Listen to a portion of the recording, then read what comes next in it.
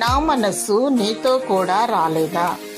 2 రాజులు 5వ అధ్యాయము 26వ వచనం. దేవుని మనస్సు మరియు ఆయన దృష్టి సర్వ ప్రపంచమంతటిలో సంచరించు. ఆయనకు మరుగయున్నది ఏదీ లేదు. హృదయాంతరములను ఎరిగినవాడు. ఆయన నుంచి తప్పించుకొని నరుడెవరు? తలంపులు పుట్టక మునిపే ఆయన ఎరిగి ఉన్నవాడు.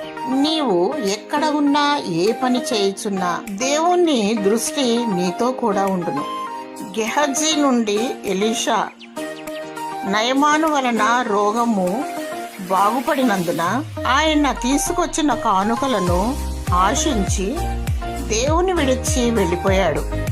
ఎలీషా దేవుని ఆత్మగలవాడై ధనము సంపాదించుకొనుటకు ఇది సమయమా? నా మనసు నీతో కూడా రాలేదా?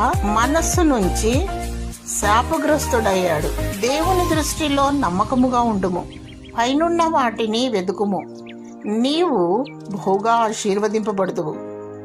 దేవుని ప్రసన్నత నీ పైన, నీ కుటుంబము పైన ఉండునుగాక. ఆమేన్.